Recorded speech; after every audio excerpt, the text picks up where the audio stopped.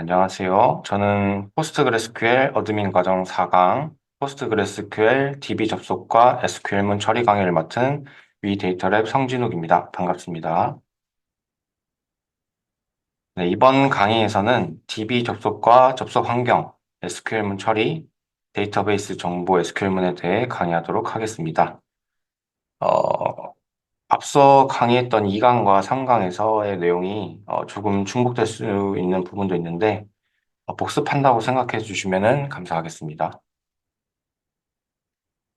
1장 DB 접속과 접속 환경에서는 DB 접속 과정, DB 접속 인증, DB 접속 과정 실습으로 나누어 진행하도록 하겠습니다. 먼저 DB 접속 과정에 대해서 알아보겠습니다. 포스트그레스QL을 기동하게 되면 데몬 프로세스는 데이터베이스 환경 파일인 postgresql.conf 파일과 접속 인증 파일인 pghba.conf 파일을 읽고 기동됩니다. 데몬 프로세스는 클라이언트의 접속 요청을 대기하다가 클라이언트가 접속 요청을 하게 되면 접속 요청을 한 IP와 접속하려는 데이터베이스, 유저 정보를 확인하여 접속 요청을 처리하게 됩니다. 데몬 프로세스가 클라이언트 연결 요청을 받아 인증을 확인한 후에 클라이언트에게 백엔드 프로세스를 할당하고 로컬 메모리가 할당된 뒤 데몬 프로세스는 다시 다른 클라이언트 요청을 대기하게 됩니다. 그리고 DB에 접속된 뒤에 클라이언트가 SQL문을 발행하게 되면 백엔드 프로세스에서 처리 후 클라이언트에게 결과를 반환하는 모습을 이제 그림으로 나타낸 것입니다. 그리고 데몬 프로세스는 OS 환경이나 버전에 따라서 포스트 마스터 또는 포스트 그레스로 나타날 수 있습니다. 그리고 데몬 프로세스를 한번 확인해 보도록 하겠습니다. 2강 포스트그레스QL 아키텍처 1에서 제가 설명드렸었듯이 포스트그레스QL을 기동하면 데몬 프로세스가 기동이 먼저 되고 그 백그라운드 프로세스들이 생성된다라고 말씀드렸습니다. 이런 그 백그라운드 프로세스들이 생성되는데요. 다음과 같이 데몬 프로세스, 포스트그레스죠. 데몬 프로세스와 데몬 프로세스에 생성된 백그라운드 프로세스들이 나타난 걸 확인할 수 있습니다. 클라이언트 접속 시에 백엔드 프로세스가 할당되는 걸 확인하기 위해서 새 터미널 창을 열어서 HR 유저로 HR 데이터베이스에 접속하겠습니다. 먼저 포스트그레스 계정으로 접속하도록 하겠습니다.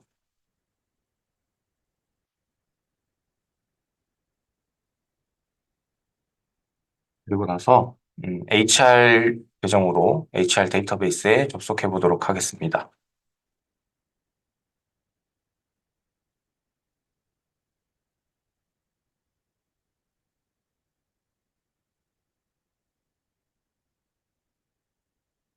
비밀번호는 HR로 써주시고요. 그리고 나서 또 MKT 유저로 MKT 데이터베이스에 접속해 보도록 하겠습니다. 세션을 하나 더 열어서 접속하도록 하겠습니다. 마찬가지로 포스트 계정으로 로그인을 하고요. SQL-H localhost -u MKT 유저로 들어가서 데이터베이스는 MKT로 해서 접속을 해보겠습니다. 그런 다음에 또 하나 새 세션을 열어서 이번에는 프로세스 리스트를 한번 확인해 보겠습니다. ps-ef 포스트그레스로 확인해 보면은 다음과 같이 생성된 두 개의 백엔드 프로세스를 확인할 수 있습니다. 이렇게 생성이 된 걸 확인할 수 있고요. 저희가 접속하고 아무런 쿼리도 날리지 않았기 때문에 현재 아이들 상태인 걸 확인할 수 있습니다.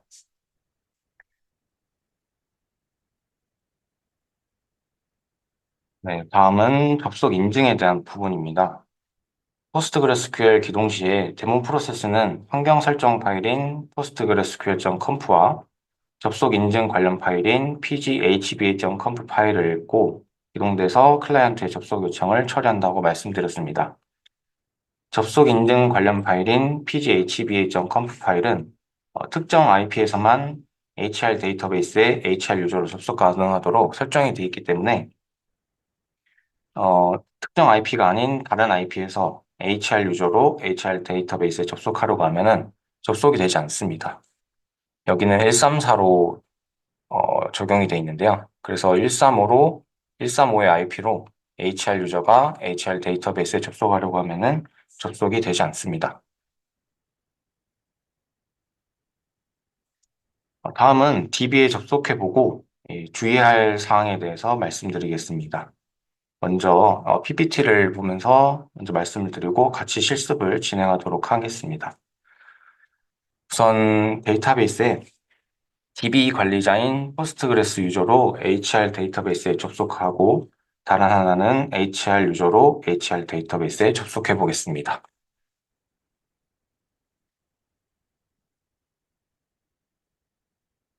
네, 이거는 전부 다 나가주고요. 첫 번째 터미널 창에서 PSQL로 이번에는 포스트그레스 계정으로 HR 데이터베이스에 접속해 보겠습니다. 이번은 포스트그레스가 되겠고요. 그리고 두 번째 터미널 창에서는 HR 유저로 HR 데이터베이스에 접속해 보겠습니다. 아, 제가 잘못 적었네요.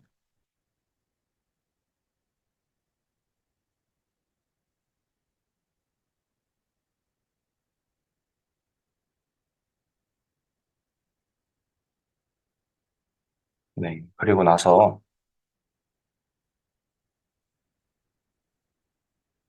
여기 HR 계정으로 HR 데이터베이스에 접속하고 포스트그레스 계정으로 포스트그레스 HR 데이터베이스에 접속하셨으면은 테이블 목록을 확인하는 PSQL 커맨드인 역/dt 플러스로 테이블 목록을 한번 조회해 볼 겁니다.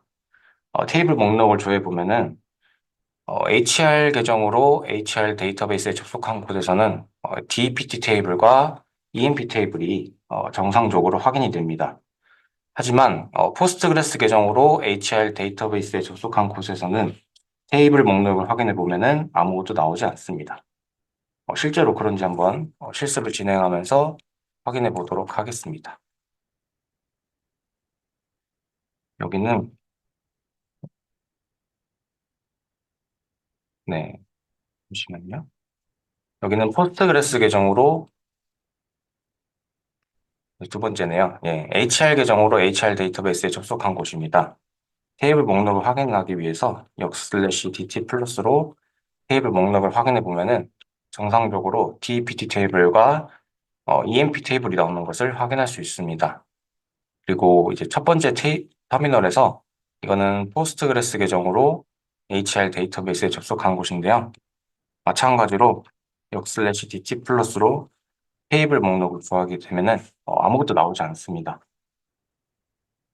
이렇게 나오지 않는 거는 스키마가 다르기 때문인데요. 스키마가 다를 경우에는 스키마를 명시해 주어야 해당 테이블에 접근할 수 있습니다. 포스트그레스는 슈퍼 유저이기 때문에 HR 스키마를 명시해주면 해당 오브젝트가 보이지만 슈퍼 유저가 아닐 경우에는 해당 스키마에 대한 권한이 없으면 스키마명을 명시하더라도 해당 테이블에 접근할 수가 없습니다. 하지만 이 매번 테이블명 앞에 스키마명을 명시하며 접근하는 방법보다 서치 패스라는 걸 이용하면 효율적으로 사용할 수 있는데요. 이 서치 패스는 오브젝트를 참조할 때 스키마 목록을 찾아가는 순서입니다.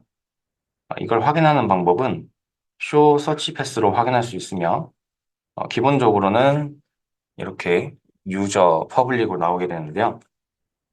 여기에 유저는 접속한 사용자의 이름과 같은 스키마에서 우선적으로 오브젝트를 찾고 같은 이름의 스키마가 있으면은 오브젝트를 찾아가고 없다면은 퍼블릭 스키마에서 오브젝트를 찾는다는 의미입니다. 그리고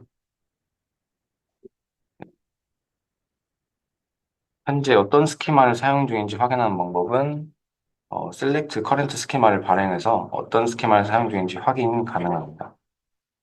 HR 계정으로 HR 데이터베이스에 접속한 쪽에서 HR 스키마를 사용 중인 것을 확인할 수 있고, 포스트그레스 계정으로 HR 데이터베이스에 접속한 쪽에서는 포스트그레스라는 계정의 이름에 스키마가 없기 때문에 퍼블릭 스키마가 적용된 것을 확인할 수 있습니다.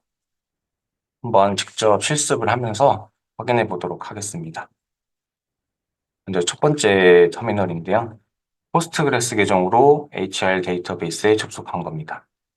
여기서 show search pass를 해보도록 하겠습니다. 그럼 다음과 같이 유저 퍼블릭이 나온 걸 확인할 수 있는데요. 그럼 현재 어떤 스키마가 적용되어 있는지 확인해 보도록 하겠습니다.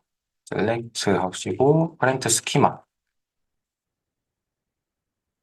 하게 되면은 포스트그레스라는 이름의 스키마가 없기 때문에 퍼블릭이 적용된 걸 확인할 수 있습니다. 그럼 이제 두 번째 터미널 창에서 요거는 HR 데이터베이스에 HR 계정으로 접속한 건데요. 마찬가지로 show search pass를 해보도록 하겠습니다.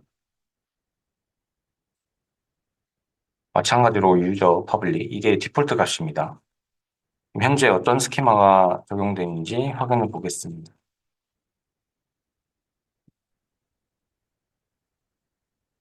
여기는 HR 스키마로 적용되어 있는 걸 확인할 수 있습니다.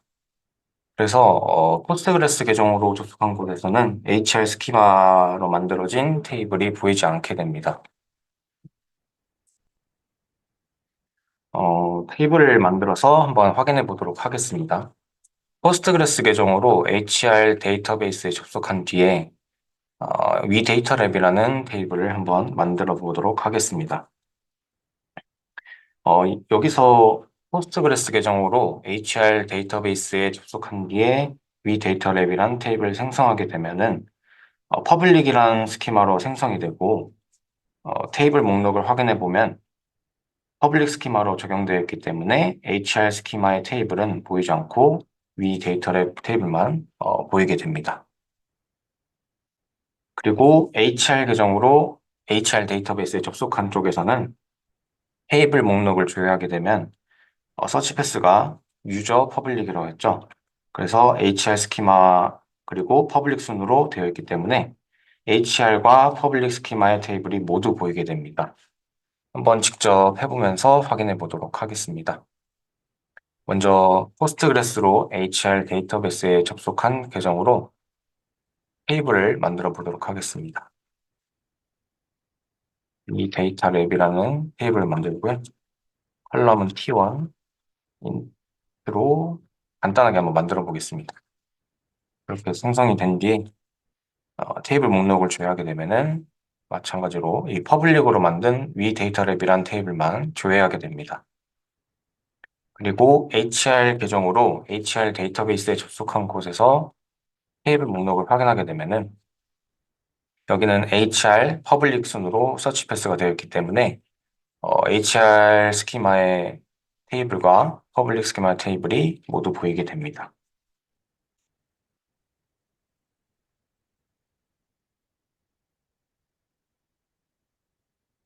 포스트그레스 계정에서 HR 데이터베이스로 접속한 터미널 창에서 서치 패스를 변경하게 되면 HR 스키마의 오브젝트도 확인할 수가 있습니다. 물론 이 포스트그레스는 슈퍼 유저이기 때문에 HR 스키마를 사용 가능하지만 일반 계정일 경우 서치 패스를 변경한다 해도 스키마에 대한 권한이 없다면 적용되지 않는다는 점 주의해 주셔야 됩니다. 서치 패스를 변경하는 방법 중 set 명령어를 사용하면은 현재 세션에서만 적용이 되는데요. 다음과 같이 서치 패스를 HR 퍼블릭 순으로 설정하고 select current 스키마를 하게 되면은 먼저 최우선의 HR 스키마가 적용된 걸 확인할 수 있습니다. 그리고 나서 테이블 목록을 확인하면은 이 HR 스키마의 테이블과 퍼블릭 스키마의 테이블 모두 확인할 수 있습니다. 그리고 마지막에는 테스트를 위해 생성됐던 위 데이터랩 테이블 삭제하는 것까지 실습을 해보도록 하겠습니다. 이 포스트그레스 계정으로 HR 데이터베이스에 접속한 곳에서 set search path to HR public으로 하게 되면은 서치 패스가 변경이 되는데요. 변경된지 한번 확인하기 위해서 또 명령을 위해서 한번 확인해 보도록 하겠습니다. 그러면은 다음과 같이 HR 퍼블릭으로 변경된 걸 확인할 수 있습니다. 그리고 select current 스키마를 통해서 이제 어떤 스키마가 적용되어 있는지 확인해 보면은 HR 스키마가 적용된 걸 확인할 수 있습니다. 그리고 나서 역 슬래시 DT를 통해서 테이블 목록을 조회하게 되면은 아까와 다르게 HR 스키마의 테이블까지 모두 조회하게 되고 위 데이터를 테이블도 마찬가지로 보이게 됩니다. 테스트를 위해 생성했던 위 데이터랩 테이블은 삭제해 주도록 하겠습니다.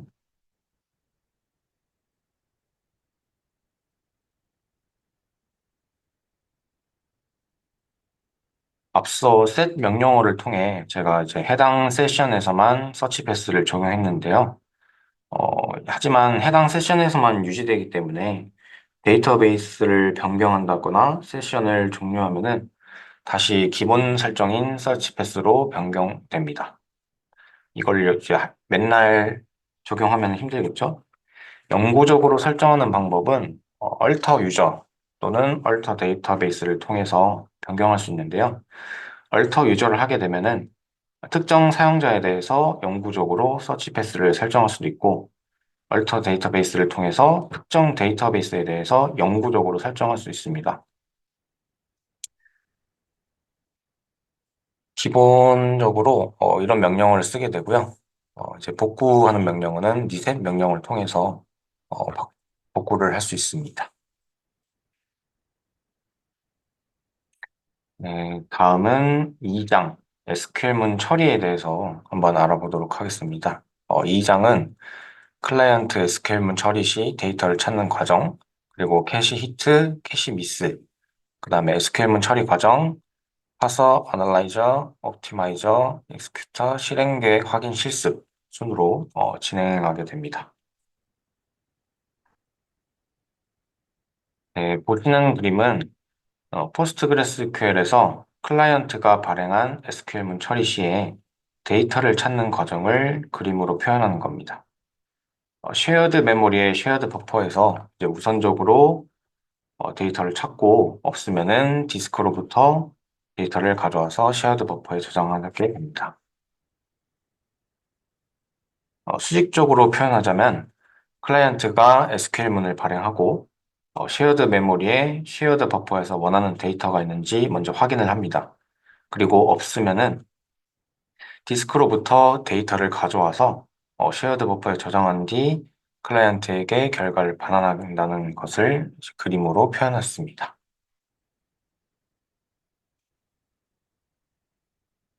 클라이언트 요청을 처리하는 과정을 보여드렸는데요. 이 과정에서 발생하는 캐시 히트와 캐시 미스의 개념에 대해서 설명드리겠습니다. 클라이언트가 요청한 데이터가 메모리인 쉐어드 버퍼에 이미 존재해서 그 메모리로부터 바로 가져오는 것을 캐시 히트라고 하고요. 이 쉐어드 버퍼에 없어서 디스크로부터 읽어서 쉐어드 버퍼에 저장하는 것을 캐시 미스라고 합니다. 그림으로 설명하면 왼쪽 캐시 히트는 왼쪽과 같을 수 있고요.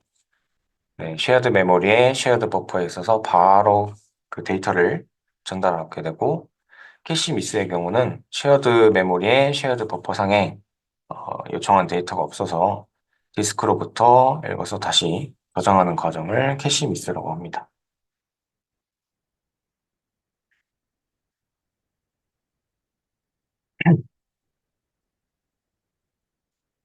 그리고 앞에서 제가 설명을 뺐는데요. 그 캐시 히트율이 높을수록 디스크 IO가 발생하지 않아서 응답이 빠르고 데이터베이스 성능이 좋다고 말할 수 있습니다.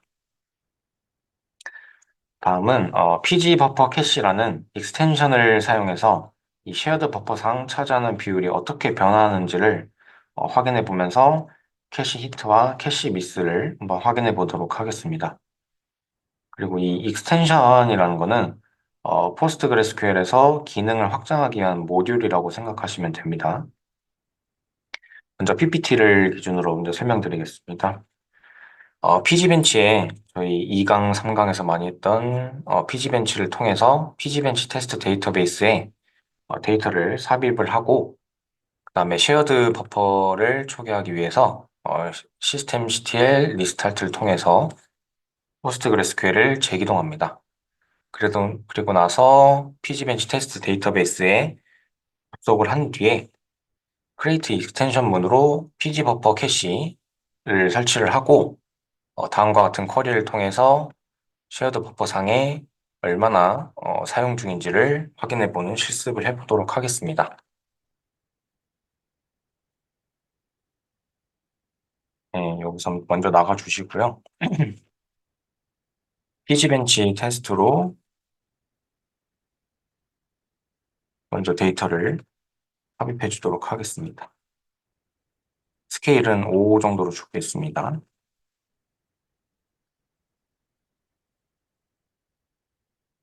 50만 건의 행위 추가됐고요. 그리고 나서 DB를 재기동해 보도록 하겠습니다.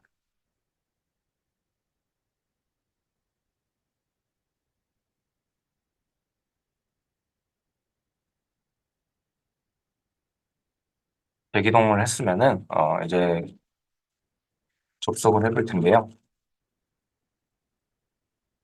포스트그레스 계정으로 피지벤치 테스트 데이터베이스에 접속을 해보겠습니다. 그런 다음에 create extension 문으로 pgBuffer 캐시를 설치하도록 하겠습니다.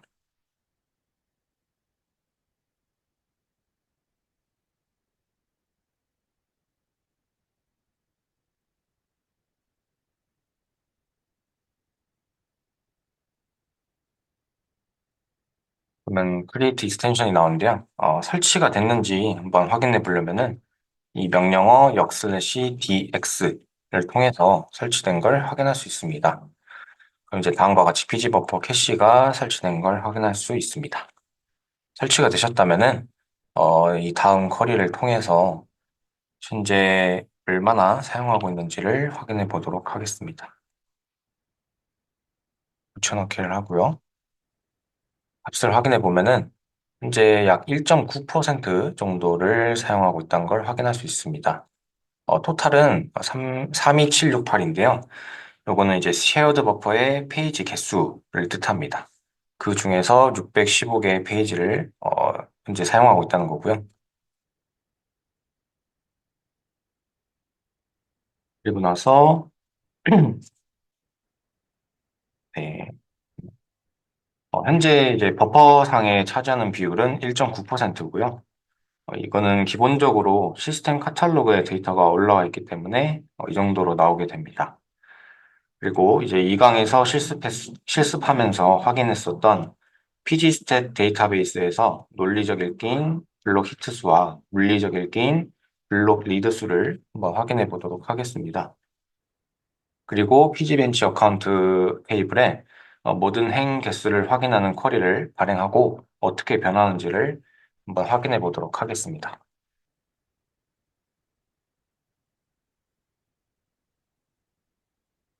네, 쿼리를 복사해서요.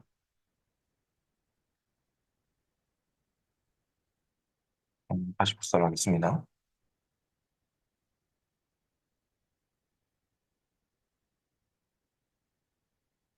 현재 보시면은 이만큼 네, 돼 있는 걸 확인할 수 있죠. 저희가 피지벤치 어카운트 테이블의 모든 행 개수를 확인하는 그 쿼리문을 발행하고 이게 어떻게 변하는지, 그다음에 이 버퍼 사용률이 어떻게 변하는지 한번 확인해 보도록 하겠습니다.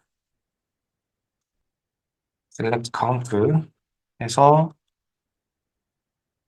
피지벤치 어카운트 테이블 보면은 아까 발행했던 쿼리를 다시 날려서 확인해 보겠습니다. 버퍼의 경우 이 정도로 늘어난 걸 확인할 수 있고 아까 1.9%에서 6.1% 정도로 늘은 걸 확인할 수 있고요. 그리고 물리적 읽기와 논리적 읽기를 비교해 보면은 아까는 물리적 읽기가 690-408, 지금은 6918000. 물리적 읽기가 많이 늘어난 것을 확인할 수 있습니다. 그다음에 저희가 이미 발행했기 때문에 쉐어드 버퍼상에 데이터가 올라와 있겠죠. 이번엔 캐시 히트를 한번 확인해 보겠습니다. 이미 저희가 한번 발행을 했기 때문에 이 데이터가 쉐어드 버퍼상에 저장되어 있기 때문에 한 번 더 쿼리를 날리게 되면은 어떻게 변하는지를 한번 확인해 보도록 하겠습니다.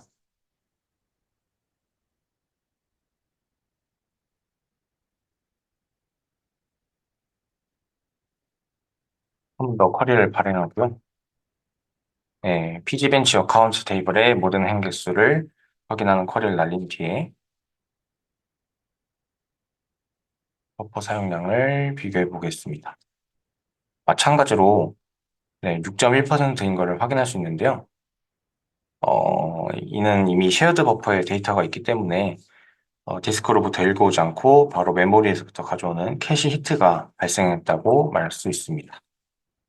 마찬가지로 블록 히트 수와 블록 리드 수를 확인해 보면은 아까 6918000, 6918000 물리적 읽기는 전혀 늘어나지 않았습니다. 논리적 읽기만 늘어난 것을 확인할 수 있습니다.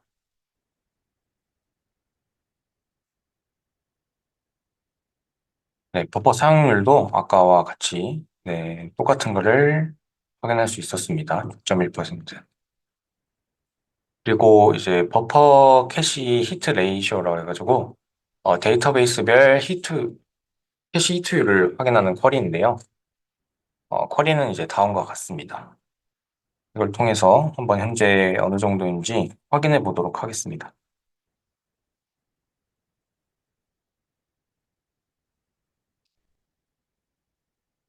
확인해 보면은 현재 거의 나머지 데이터베이스는 97에서 99까지 나온 걸 확인할 수 있고요. 피지벤치 테스트는 73.23% 정도 나오는 걸 확인할 수 있습니다.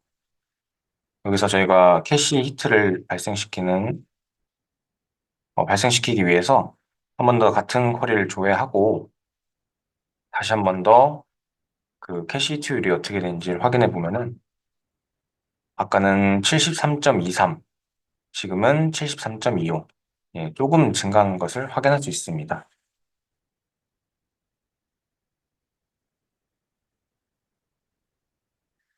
다음은 SQL 문 처리 과정에 대해서 알아보도록 하겠습니다. 혹시 쉬는 시간을 가지고 진행할까요? 아니면은 2강은 마저 진행하도록 할까요?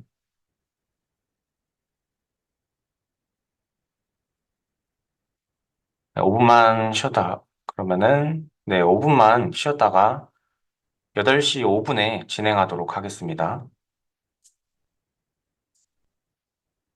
네.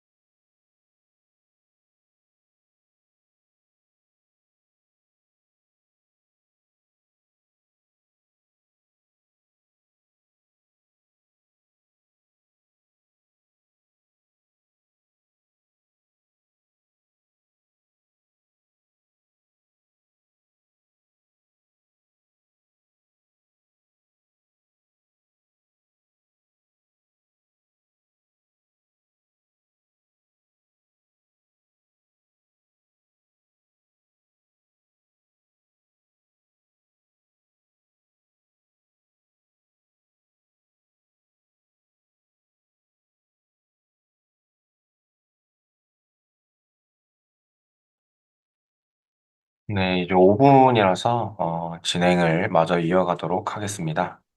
다들 자리에 돌아오셨을까요? 네.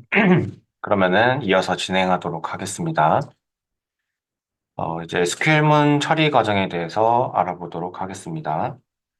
클라이언트가 SQL문을 발행하면은 다음과 같은 단계를 거치게 됩니다.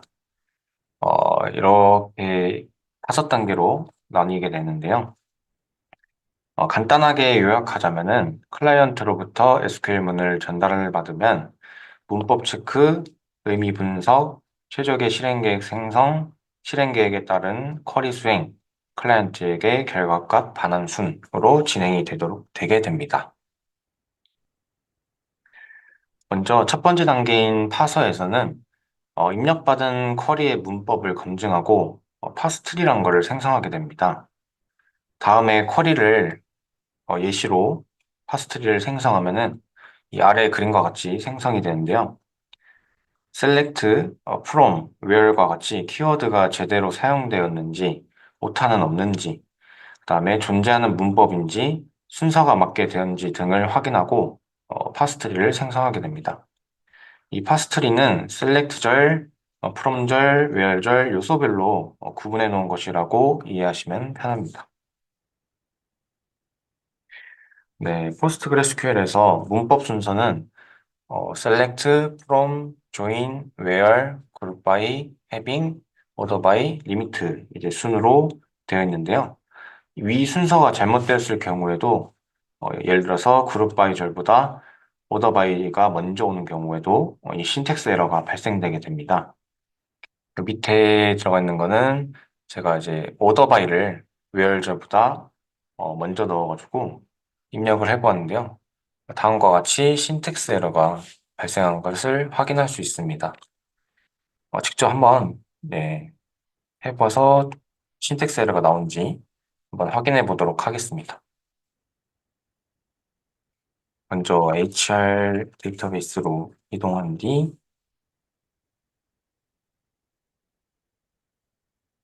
쿼리를 발행하게 되면은 신텍스 에러가 발생하게 되죠.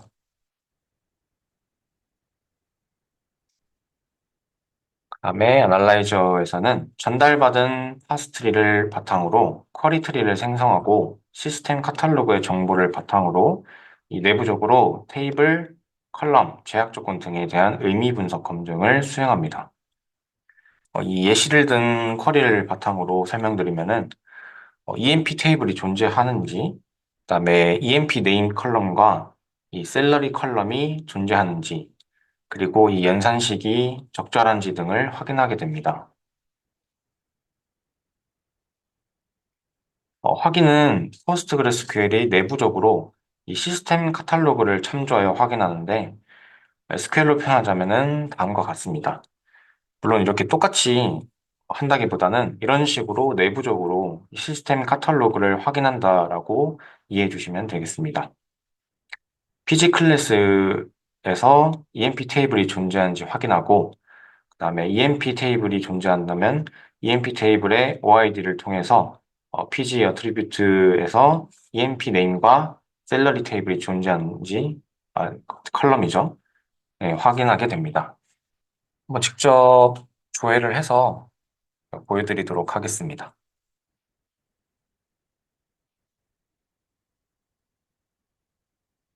먼저 EMP 테이블이 있는지 PG 클래스를 통해서 확인해 보게 되면은 네, 이렇게 보면 조금 보기 힘드시니까요. 역/L로 정렬해서 한번 보도록 하겠습니다. 다음과 같이 EMP 테이블이 존재하는 걸 확인할 수 있고요. 이 OID를 통해서 이 테이블의 컬럼을 또 조회해 보도록 하겠습니다. 이번에는 그 OID를 통해서 EMP 네임과 셀러리 컬럼이 존재하는지 확인해 보도록 하겠습니다. 그럼 다음과 같이 EMP 네임과 샐러리 컬럼이 존재하는 걸 확인할 수 있습니다.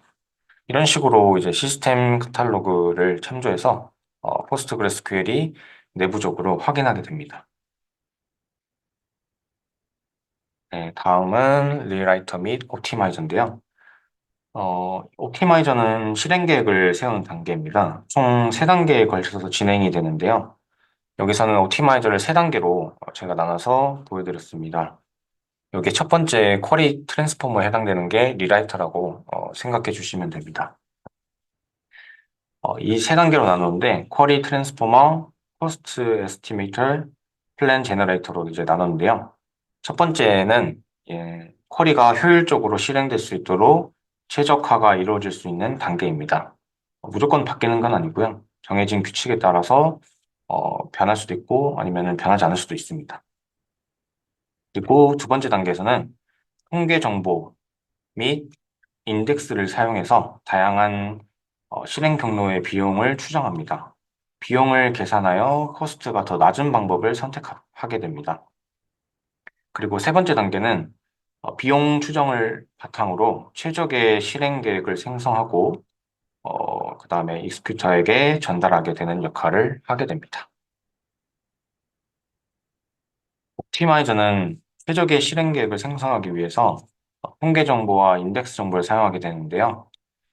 여기 예시로 나와 있는 PG벤치 어카운트 테이블의 경우에는 AID 컬럼에 대해서 프라이머리 키 인덱스가 생성되어 있기 때문에 아마 이제 조회를 하게 되면은 인덱스를 사용한 실행 계획이 생성될 가능성이 높겠죠.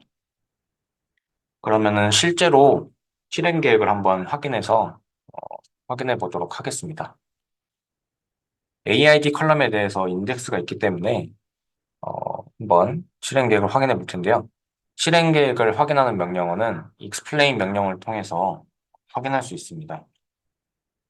위의 경우에는 pgbench 어카운트 테이블에서 이 AID 컬럼이 100인 값을 줘야 하는 것과 BID가 50인 값을 줘야 하는 쿼리 실행 계획을 한번 직접 보면서 어떻게 실행 계획이 되어 있는지를 한번 확인해 보도록 하겠습니다.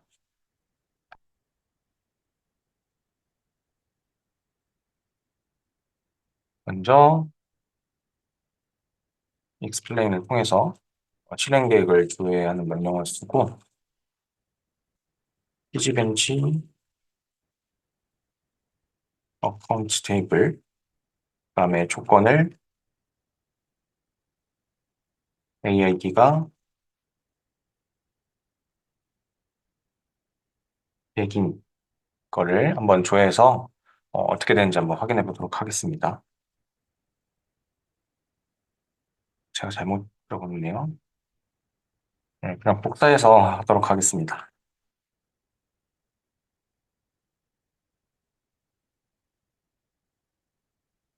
여기서는 포스트그레스 계정으로 제가 들어갔기 때문에 HR 계정으로 들어간 곳에서 조회하도록 하겠습니다.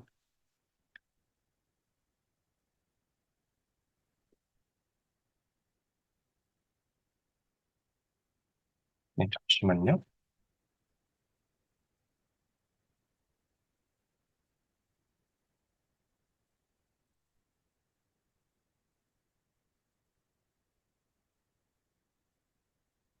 PG벤치, 네, 죄송합니다.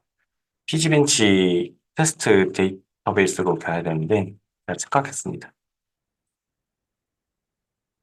네, PG벤치 테스트 데이터베이스에서 처리를 날려보도록 하겠습니다. 이렇게 보면은 PPT가 조금 다르기 때문에 원래대로 해서 다시 보여드리도록 하겠습니다.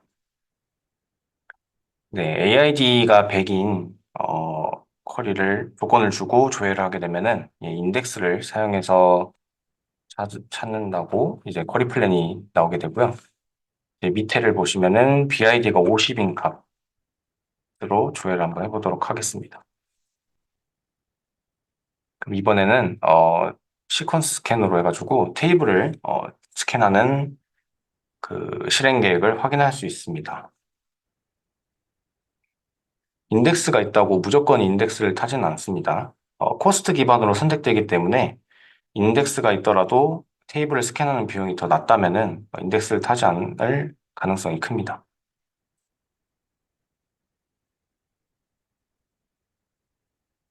통계 정보를 참조할 때 많은 시스템 카탈로그들을 참고하는데요. 몇 가지 예시만 보여드리자면은 PG 클래스에서 렐 페이지, 렐 튜플즈를 주로 이제 볼 수 있습니다. 이거 같은 경우는 그 테이블이 차지하는 페이지 수를 말하고요. 밑에는 이 행의 수, 튜플의 수를 나타낸다고 할 수 있습니다. 또 다른 예시는 PG 스태츠인데요. 이 PG 스태츠의 null fraction, average with number of distinct value correlation이 있습니다. 네, 이거의 경우에는, 이 컬럼의 경우에는, 어, 해당 컬럼의 이제 널 값의 비율을 나타내는데요.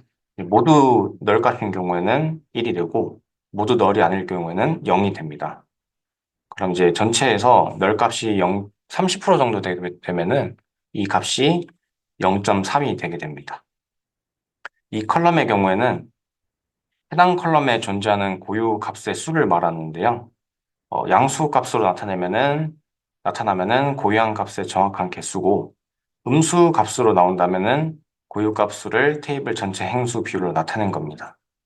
예를 들어서 말씀드리자면은 10, 여기서는 이제 10인데요. 10인 경우에는 고유한 값의 수가 10개란 뜻이고, 만약에 마이너스 0.5다.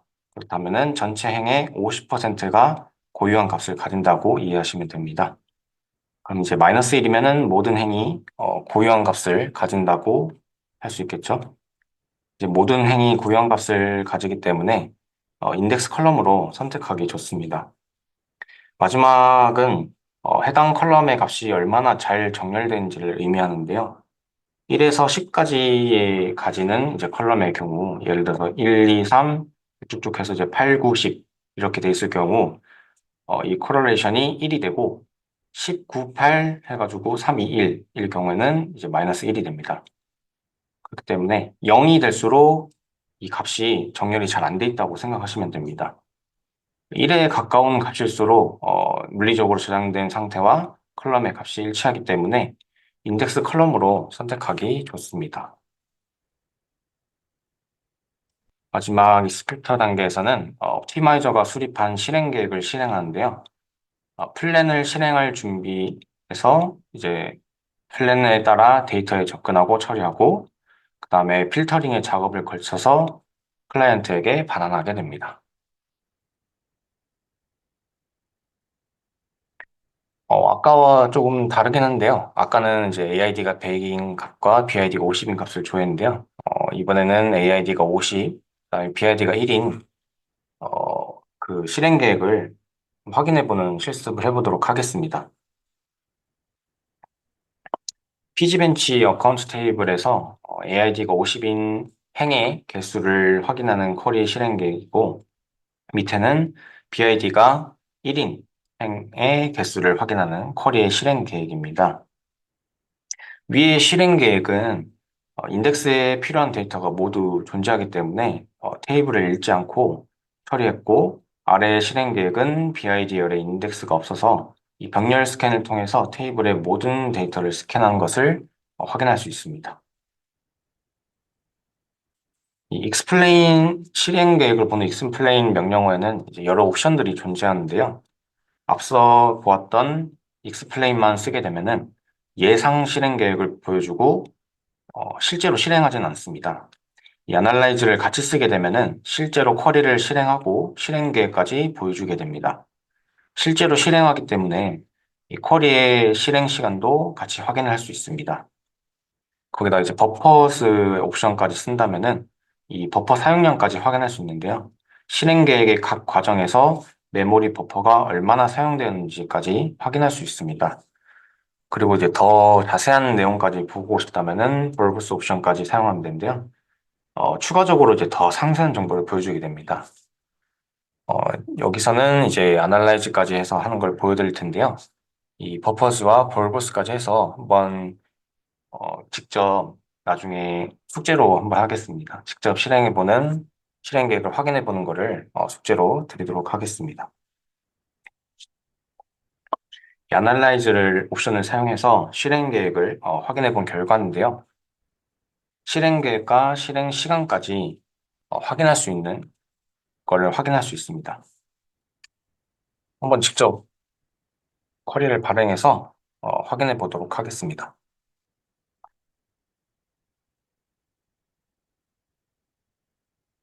그럼 이제 다음과 같이 실제로 실행을 하고 얼마나 걸렸는지까지 이제 확인이 되는 모습을 볼 수 있었습니다. 네, 다음은 3장 데이터베이스 정보 메타데이터와 SQL문입니다. 이 3장에서는 포스트그레스QL 데이터베이스에서 정보를 확인하는 메타데이터 명령어와 SQL문을 비교해 보면서 각각 어떤 정보를 얻을 수 있는지 비교해 보면서 진행하도록 하겠습니다. 이 메타데이터 명령어와 쿼리를 사용하는 방법을 주로 소개해 드릴 텐데, 이제 이런 명령어들은 자주 사용하게 되기 때문에 한 번씩 따라해 보면서 숙지를 해주시면 되겠습니다. 먼저 데이터베이스의 목록을 확인하는 명령어로 역슬래시 L이 있는데요. 역슬래시 L을 하게 되면은 다음과 같이 데이터베이스에 리스트들이 쭉 나오게 됩니다. 제가 직접 해서 보여드리자면 역슬래시 L을 했을 때 다음처럼 데이터베이스의 목록들을 쭉 확인할 수 있습니다. 또한 이제 시스템 카탈로그 리스트도 확인할 수 있는데요. 명령어 역슬래시 D 그다음에 대문자 S를 사용하게 되면은 시스템 카탈로그 테이블 그다음에 뷰 등의 리스트를 확인할 수 있습니다. 어, 앞에서 보았던 PG 클래스 그다음에 PG 어트리뷰트도 이제 같이 확인할 수 있습니다. 직접 해보면은 다음처럼 이렇게 시스템 카탈로그들을 조회할 수 있습니다. 테이블도 보이고 뷰도 보이는 걸 확인할 수 있습니다. 엄청 많습니다.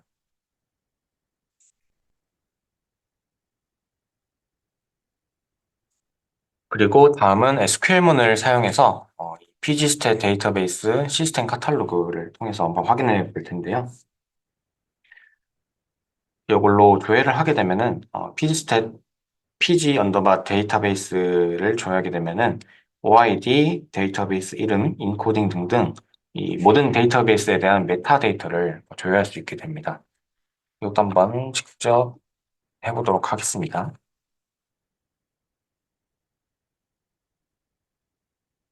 네, OID도 확인 가능하고, 그다음에 DB 네임 같이 이런 것도 확인할 수 있고, 여러 정보들을 확인할 수 있습니다.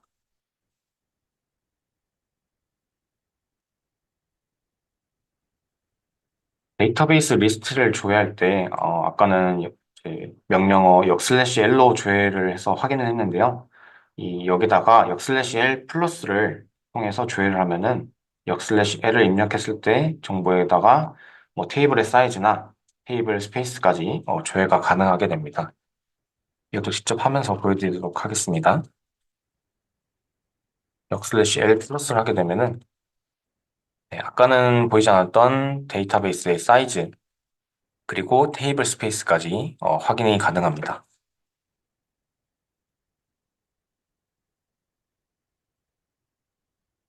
SQL문으로 간단하게 데이터베이스별 크기를 확인하고 싶다면은 이 다음 쿼리를 통해서 확인을 할 수가 있습니다. 이것도 직접 한번 해보도록 하겠습니다.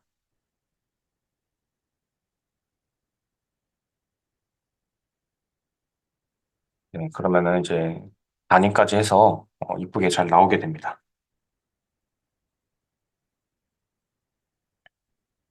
이번에는 테이블과 인덱스 정보를 확인해 볼 텐데요. 우선 테이블의 정보부터 확인하는 방법입니다. 명령어 역/dt 또는 역/dt 플러스로 확인이 가능합니다. 이 쿼리로는 시스템 카탈로그 뷰인 pg 언더바 테이블즈를 통해서 테이블의 기본적인 정보를 확인할 수 있습니다. 먼저 dt를 통해서 한번 확인해 보도록 하겠습니다. 역/dt는 이런 식으로 나오게 되고요. 여기다가 dt 플러스를 하게 되면은 더 사이즈까지 확인을 할 수 있습니다. 만약에 쿼리를 통해서 확인한다면은 pg 언더바 테이블즈 뷰를 통해서 확인을 할 수가 있습니다. 이거는 지금 HR 데이터베이스가 아니기 때문에 그다음에 서치 패스가 HR로 안 돼 있어서 아, 그래도 보이긴 하네요. 네, DBT와 EMP 테이블에 대한 거를 볼 수 있습니다. 네, 다음은 이제 인덱스를 한번 확인해 볼 텐데요. 명령어 역/di 또는 역/di 플러스를 통해서 인덱스 정보를 확인할 수 있습니다.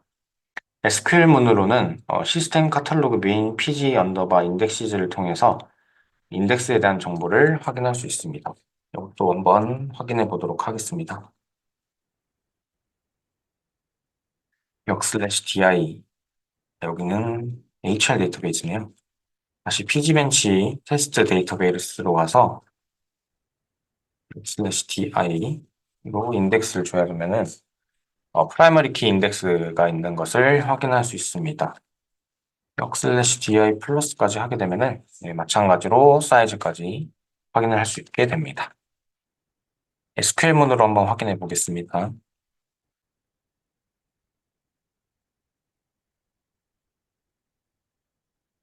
이거는 다시 또 HR 데이터베이스로 가서 그러면은 여기 SQL문으로 DDL 문장까지 확인이 가능하게 됩니다. 그다음에 제약 조건 정보를 확인하기 전에 포스트그레스QL의 제약 조건은 무엇이 있는지 간단히 확인하고 넘어가도록 하겠습니다. 총 6가지가 있는데요. 널 값이 저장되지 않도록 하는 non-null 조건, 그 다음에 특정 컬럼의 값이 중복되지 않도록 하는 유니크 조건, 고유한 식별자를 설정하는 프라이머리 키 조건, 다른 테이블의 컬럼과 참조 관계를 설정하는 포린 키 조건, 그 다음에 특정 조건을 만족하는지 확인하는 체크 조건, 마지막으로 특정 연산에 대해서 중복을 방지하는 exclusion이 있습니다. 이거는 이제 잘 쓰이진 않는데요. 그래도 있기 때문에 일단 넣어놨습니다. 테이블의 제약 조건을 확인하려면은 명령어 역/d 플러스 테이블명으로 이제 확인할 수 있는데요. 테이블의 상세 정보도 확인이 가능하고 제약 조건도 확인이 가능합니다.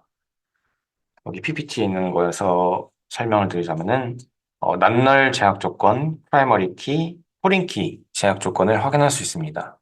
낱널, 그다음에 프라이머리 키, 그다음에 포린 키 제약 조건을 확인할 수 있습니다. 한번 직접 확인해 보겠습니다.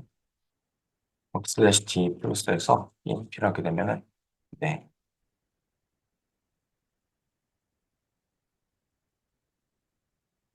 여기서는 그 서치 패스가 아까 다시 수정이 안 돼서 여기서 한번 해보도록 하겠습니다. 네, 낱널 조건, 그다음에 프라이머리 키 제약 조건, 그다음 포린 키 제약 조건 이렇게 확인이 가능하게 됩니다. SQL문으로 제약 조건을 확인하는 방법인데요. 여기서 보시면은 앞장에 했던 프라이머리 키, 포린 키는 있는데 체크가 생긴 것을 확인할 수 있습니다. 예, 뭐 다른 오라클이나 MySQL 같은 그 DBMS에서는 낱널 제약 조건을 독립적인 제약 조건으로 관리하는데요. 이 PG의 경우에는 내부적으로 낱널 제약 조건을 체크 제약 조건의 형태로 처리하기 때문에 네, 이 constraint 타입이 체크로 되어 있는 것을 확인할 수 있습니다. 한번 직접 해서 보여드리도록 하겠습니다. 네, 다음과 같이 프라이머리 키, 포린 키, 그다음 체크 제약 조건이 걸린 것을 확인할 수 있습니다. 다음은 테이블 스페이스 정보를 확인하는 방법인데요. 역/db 또는 역/db 플러스를 통해서 확인할 수 있습니다. 테이블 스페이스의 이름과 오너, 경로 등을 확인할 수 있고 역/db 플러스를 할 경우에는 사이즈까지 확인이 가능하게 됩니다.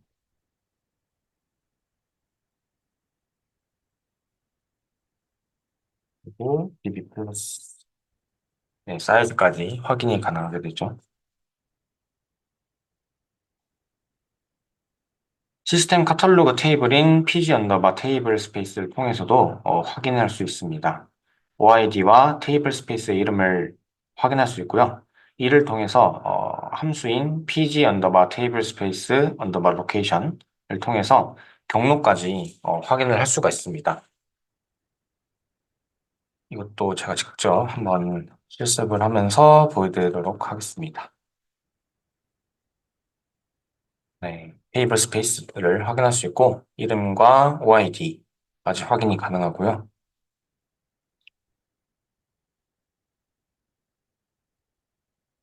하게 되면은, 이 테이블 스페이스의 이름과 그다음에 경로까지 확인을 할 수 있습니다. 네, 여기까지가 4강 DB 접속과 SQL문 처리였습니다. 네, 다음 강의는 5강 포스트그레스QL 왈과 아카이브 모드에 대해서 할 텐데요. 다음 주 수요일은 공휴일이기 때문에 그 다음 주 수요일에 찾아뵙도록 하겠습니다. 네, 강의 끝까지 들어주셔서 감사합니다.